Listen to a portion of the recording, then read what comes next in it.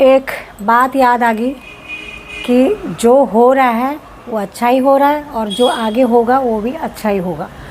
एक बार इंसान बहुत बड़ी गलती कर सकता है, दोबारा अगर उस गलती को वो इंसान करने जा रहा है ना, तो उसके बराबर मूर्ख, उसके बराबर क्या शब्द बोलूँ, उसके लिए कोई हो ही नहीं सकता। अगर उस अर्थ को आपके बच्चे समझ गए ना, 5 साल का बालक तक आप अपने बच्चों को अच्छे से समझा पाए। टुकुर टुकुर देख रहे हैं। राधे राधे बाबू, सब लोग आपको राधे राधे बोल रहे हैं। राधे राधे, कैसे हैं आप सब? बढ़िया बढ़िया ही रहना, मस्त स्वस्थ सुखी एवं सदा खुश रहना। अभी सुबह के बज रहे हैं 6:35 हो रहे हैं। तो ये सूर्य देव उग गए हैं, आ गए हैं, इनके दर्शन आप सब लोग कर लो, क्योंकि दिल्ली जैसे शहर में रह के उगता हुआ सूरज देखना एक सौभाग्य की बात होती है। कैमरे में इतना अच्छा नहीं लग रहा और मैं सामने देख रही हूँ, मुझे इतना अच्छा लग रहा है ना, बहुत सुंदर। तो गांव में तो रोज़ ही देखती थी, लेकिन यहाँ पे कभी कभी देख पाती हूँ। तो आज मैंने देखा, मैंने सोचा आप लोगों को भी इसके दर्शन करा दूँ। और दिल्ली में थोड़ा थोड़ा सर्दी का एहसास होने लग गया है। जो हवा है सुबह के टाइम वो ठंडी ठंडी आ रही है। तो अभी देखो सब सुनसान है, मतलब जितने दिन में होती है ना, खूब भगदड़ होती है, खूब शोर होता है, उतना शोर अभी नहीं है। बस थोड़ी देर में बच्चों जो है स्कूल जाने लगेंगे, लोग ऑफिस। वैसे तो मतलब बहुत सारे हलचल है, लेकिन दिन के बराबर हलचल नहीं है। और इधर जो है मार्केट सज गई है, बहुत दिन हो गए, 1 हफ्ते से भी ज़्यादा हो गया है। तो यहाँ तक रोज़ ही सजावट होती है, यहाँ तक, और यहाँ से आगे पूरी मार्केट है, तो सभी जगह सजावट हो गई है। और अब मैं जाती हूँ नीचे। मेट्रो भी नहीं आ रही है, क्योंकि आप लोगों को बहुत दिनों से मेट्रो नहीं दिखाई ना। तो सुबह के टाइम उसकी सर्विस जो है थोड़ी सी लेट होती है, मतलब ना बीच में 2-3 मिनट का गैप होता है, तो इसलिए अभी आ ही नहीं रही। और देखो सूर्य भगवान और ऊपर आ गए और ऊंचाई में आ गए, इतनी जल्दी फास्ट आ रहे। तो ये है सुबह का नज़ारा। अभी सुबह के 10 बज रहे हैं। तो सारी जो भी सुबह का जो रूटीन का काम है सब कुछ मेरा हो चुका है। और यहाँ पे मेरे लड्डू गोपाल के दर्शन आप कर लो। मेरे क्या तो सबके ही हैं लाला। ये देखो कैसे टुकुर टुकुर देख रहे हैं। राधे राधे बाबू, सब लोग आपको राधे राधे बोल रहे हैं। आप लोगों को मैंने अपने लड्डू गोपाल के दर्शन भी करा दिए हैं, और मैं भी अपने लड्डू गोपाल के पास में बैठ के बाकी की वीडियो यहीं पर शूट कर रही हूँ।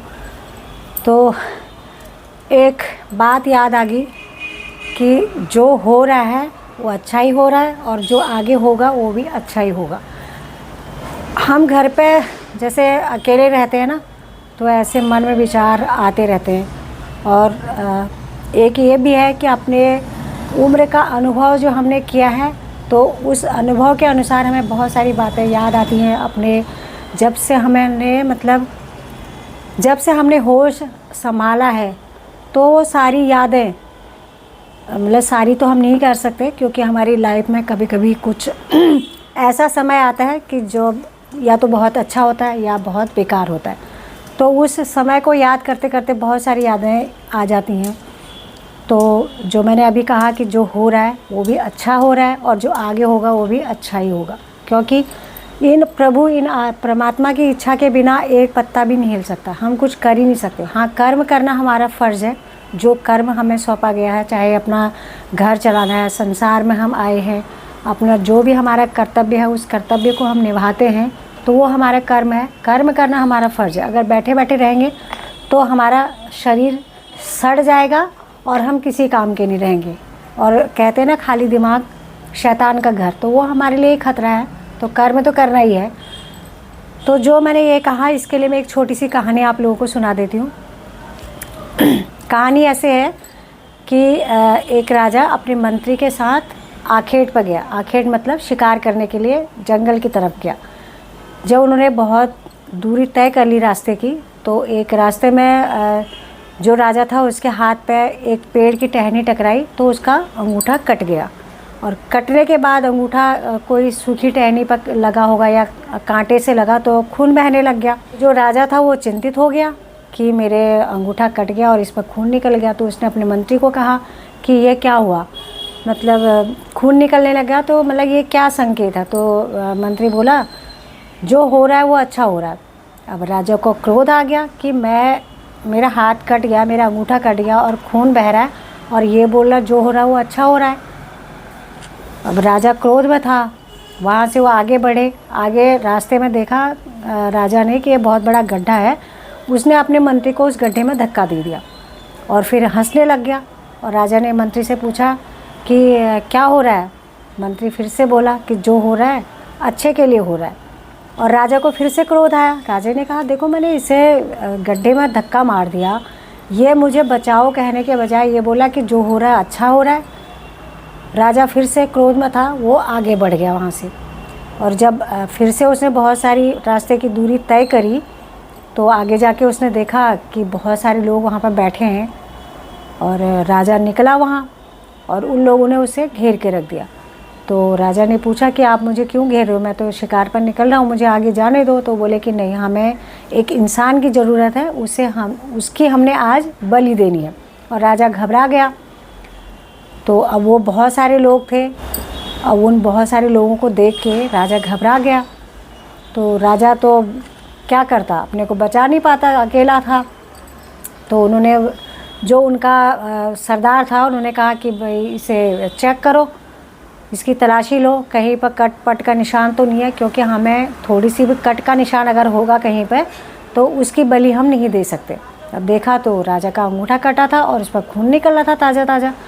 तो उन्होंने सरदार ने कहा कि नहीं, अगर अंगूठा कटा है और ताज़ा खून बह रहा अभी तो इसे हम बलि के लिए अपने पास नहीं रख सकते, इसे भगाओ।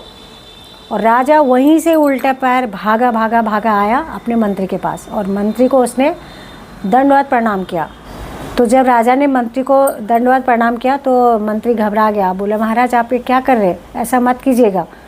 तो राजा बोले मंत्री को कि आज तुम्हारी वजह से मैं बच गया, और अगर मेरा अंगूठा नहीं कटा होता तो मेरे तो आज वहाँ बलि दी जाती और मैं अभी बलि चढ़ गया होता। तो मंत्री को उसने बाहर निकाला राजा ने। तो मंत्री ने साष्टांग प्रणाम किया राजा को, बोला महाराज मैं आपको साष्टांग प्रणाम करता हूँ। तो बोले कि आप क्यों मुझे प्रणाम कर रहे हो। बोले कि मैं इसलिए प्रणाम कर रहा हूँ क्योंकि अगर आप मुझे अपने साथ ले गए होते तो वहाँ बलि मेरी चढ़ जाती। आप गए, आपका अंगूठा कटा हुआ था, तो इसलिए आप बच गए और आपकी वजह से मैं बच गया। तो मैं इसीलिए आपको कह रहा था कि जो हो रहा है वो अच्छे के लिए हो रहा है। तो इसलिए हमारी ज़िंदगी में भी हम दुख से परेशान हो जाते हैं, थोड़ा हमारे साथ थोड़ा गलत हो जाता है, हम उसके लिए परेशान हो जाते हैं। तो बिल्कुल भी परेशान नहीं होना है, बस ये है कि सहन शक्ति हमारे अंदर होनी चाहिए। और हमारे शरीर के अंदर बहुत सारे बदलाव आते हैं, उम्र के अनुसार आते हैं, और कुछ हम ऐसे बिना मतलब के तनाव में रहते हैं तो उसकी वजह से हमारे दिमाग में, हमारे शरीर में बहुत सारे चेंज आते हैं कि हमारी जो सहन शक्ति है वो कमज़ोर पड़ जाती है। तो इसलिए इस सहन शक्ति को बढ़ाने के लिए, इसको स्वस्थ रखने के लिए हमें अपने खान पान पर जो है ध्यान रखना है। अच्छा हम खाएंगे, अच्छा भोजन ग्रहण करेंगे तो हमारे शरीर में जो हमारी हलचल होती है ना, दिमाग में, शरीर में, बुद्धि में, मन पे, वो हलचल जो है हल्की होगी और अच्छे के लिए होगी। तो इसलिए कोई भी दुख आता है, परेशानी आती है, कुछ भी हमारे साथ गलत होता है तो उसके लिए घबराना नहीं है। कोई भी दुख तकलीफ़ आने से पहले उसका अंत सोचना है। अगर हम किसी चीज़ के लिए कोई गलत कदम उठाने जा रहे हैं या फिर हम कोई काम ऐसा करने जा रहे हैं, उसका अंत पहले सोचें कि इसका अंत क्या होगा। अगर उसका अंत हम जान गए ना कि हाँ इसका अंत ऐसा होगा, तो हमारे साथ वो गलत हो ही नहीं सकता। एक बार इंसान बहुत बड़ी गलती कर सकता है, दोबारा अगर उस गलती को वो इंसान करने जा रहा ना, तो उसके बराबर मूर्ख, उसके बराबर क्या शब्द बोलूँ, उसके लिए कोई हो ही नहीं सकता। क्योंकि गलती गलती होती है, एक बार गलती हो गई है, अगर उस गलती को आप पहचान नहीं पा रहे हैं तो फिर उसके लिए कुछ शब्द ही नहीं है। तो इसलिए कभी भी कोई गलत कार्य ना करें। और अगर आपके साथ कुछ बुरा हो रहा है, शरीर आपका बीमार है या घर में कोई बीमारी आ गई, कुछ दुख आ गया, तकलीफ़ आ गया, तो बस प्रभु से यही बोलें कि प्रभु आप जो कर रहे हैं अच्छा कर रहे हैं और आगे जो आप करोगे अच्छा ही करोगे। तो ये छोटी सी कहानी है, जिससे थोड़ी छोटी छोटी कहानियाँ हम ऐसे पढ़ते हैं तो उससे हमें बहुत बड़ी सीख मिलती है। और हम अपने बुज़ुर्गों से सुनते थे। तो बचपन ऐसा होता है कि हमारा ज़माना ऐसा था कि हम हमारे माता पिता या हमारे दादा दादी जो भी हमें कुछ बोलते थे, हम उस बात पर गौर नहीं करते थे। और हमारे दादा दादी या हमारे बुज़ुर्गों का जो बताने का तरीका होता था, वो भी वैसा ही तरीका होता था, ये लठ मार जैसा। एक होता कि प्यार से समझाना और उस बात के बारे में गहराई तक बताना, तो वो बात जो है बच्चे के दिमाग में, उसके दिल पे वो बात अच्छे से बैठ जाती है। और एक होती है लठ मार। बहुत से टीचर भी ऐसे होते हैं ना, हमने जब स्कूल में पढ़ाई करते थे, एक टीचर हमारा फेवरेट होता था, क्योंकि वो टीचर हमें इस तरह समझाता था कि हमें वो जो सब्जेक्ट होता था ना, वो गहराई तक हमें समझाते थे। और एक टीचर ऐसे होते थे लठ मार, और वो जैसे ही क्लास में घुसते थे और बस मन होता था कि ये पीरियड कब ख़त्म होए और कब हमारा अगला पीरियड आए। तो वही चीज़ है कि हमारे पेरेंट्स हमें बहुत कुछ बताते हैं, बहुत कुछ बताते थे, लेकिन उसको हमने अब्जॉर्ब नहीं कर पाए, क्योंकि वो हमें उस तरह गहराई से समझा नहीं पाए और हमने उसे समझने के लिए उनसे कभी प्रश्न नहीं किया, क्योंकि हमारा ज़माना कुछ अलग तरह का था। तो आज के ज़माने में मैं ये चाहती हूँ कि उन बच्चों से जो माता पिता बनने जा रहे हैं या जो माता पिता बनेंगे, या फिर जिनके छोटे छोटे बच्चे हैं, आप अपने बच्चों को सनातन धर्म के बारे में बताएं। और आप पहले हमारे जो प्रभु जी की लीलाएं हैं, उनके गीत हैं, उनको गाएं अपने बच्चों के सामने, उसका अर्थ उन्हें समझाएं अच्छे से।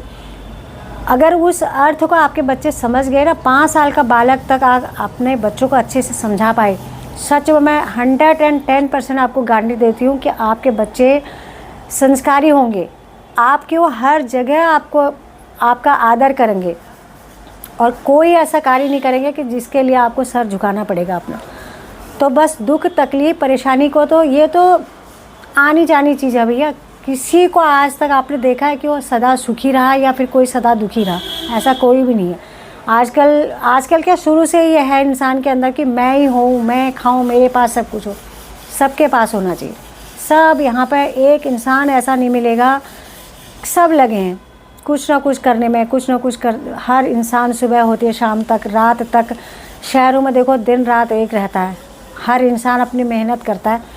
तो प्रभु से सबके लिए सद्बुद्धि मांगे। अगर सबके पास सद्बुद्धि हो गया, अपने सद्बुद्धि को वो लगाएगा कहीं पर, तो सुख दुख कोई बड़ी बात नहीं है। तो सबके अच्छा ही होगा, सब अच्छा खाएंगे, अच्छा रहेंगे। अगर पाप आचरण जो है इतना बढ़ गया है, ये बढ़ता जाएगा, तो फिर घर के अंदर भी इतने पापी हो जाएंगे लोग, तो उनके साथ में जो पुण्य आत्मा होगी वो भी पिस जाएगी। कहते हैं ना, घुन के साथ गेहूं के साथ घुन भी पिस जाता है, तो वही वाली बात होती है। लेकिन जिससे पाप करना अपने लिए, पुण्य करना अपने लिए, तो ये है कहानी।